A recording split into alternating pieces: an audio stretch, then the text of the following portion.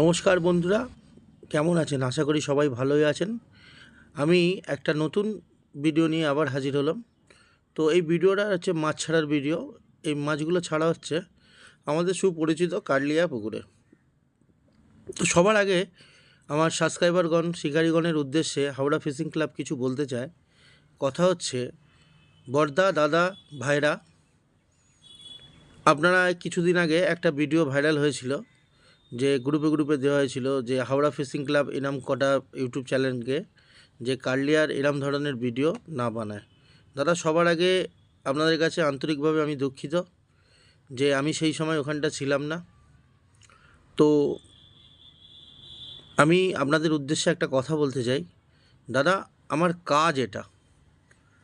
কোন পুকুরে মাছ খাবে না খাবে সেটা সম্পূর্ণ পুকুর মালিক আর আপনারা শিকারী, আপনাদের উপরে নির্ভর করে। তো আপনারা ভালো করে বুঝে জেনে শুনে তবেই পুকুরে ছিপ ফেলতে যাবেন, সে যে কোনো পুকুরেই হোক।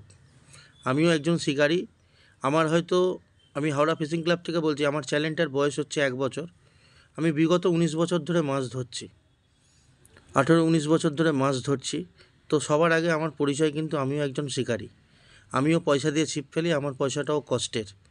তো প্রত্যেক শিকারীর উদ্দেশ্য এবং সাবস্ক্রাইবার আমার যারা আছে এবং ভিউজগণের উদ্দেশ্যে আমি বলছি যে পুকুরে মাছ ধরতে যাবেন সেটা সম্পূর্ণ নিজের দায়িত্বই যাবেন। তো বিশেষ করে এই যোগাযোগ ব্যবস্থাগুলোকে দোষীরূপ করবেন না দয়া করে।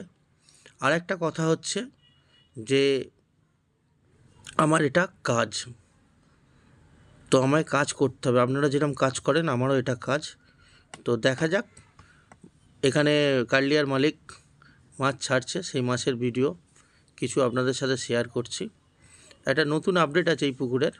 আপডেটটা হচ্ছে লাইলার পার অর্থাৎ তালপার আগে যেটা 7,000 টাকা ছিল সেটা 5,000 টাকা করেছে, বাদবাকি অল পার 4,000 টাকা। রবিবার বন্ধ ছিল, বৃহস্পতিবার থেকে আবার শুরু হতে চলেছে কার্লিয়া পুকুর। তো এই বলেই আমার বক্তব্য শেষ করলাম। আর যদি কোনো রকম ভুল ইনফরমেশান আপনাদের দিয়ে থাকি তো তার জন্য, যদি দিই বা কোনো দিন তো দিই না, যদিও দিয়ে থাকি, যদি মনে হয় যে এটা ইনফরমেশানটা ভুল হয়েছে তো তার জন্য আমি আন্তরিকভাবে দুঃখিত। কিন্তু তাও ফের একবার একটা কথা বলছি, দাদা আমার এটা কাজ। তো দেখতে থাকুন বন্ধুরা ভিডিওটা। প্রত্যেক সংবাদ মাধ্যম অর্থাৎ ইউটিউবারদের একটাই কাজ, যেটা আমি মনে করি, সেটা হচ্ছে কোন লোকেশানে পুকুর চলছে, কোন টোপে চলছে, ক টাকা প্রাইজ সিটের, জাস্ট এইটুকুনি ইনফরমেশান। আমরা কোনো দিনই বলি না আর বলবও না যে আপনারা এই পুকুরে মাছ ধরতে যান তো মাছ পাবেন। বন্ধুরা, মাছটা পাওয়া সম্পূর্ণ পুকুর মালিক এবং শিকারী এদের মধ্যেই থাকে। আমরা ইউটিউবার, আমরা জাস্ট ইনফরমেশান দিই কোন পুকুরটা চলছে, জাস্ট ইনফরমেশান, এর বাইরে আর কিছু না। তো এই বলেই আমার বক্তব্যটা শেষ করলাম। আশা করি আপনারা সকলেই সুস্থ আছেন, ভালো থাকবেন। তো দেখতে থাকুন আর সঙ্গে থাকুন।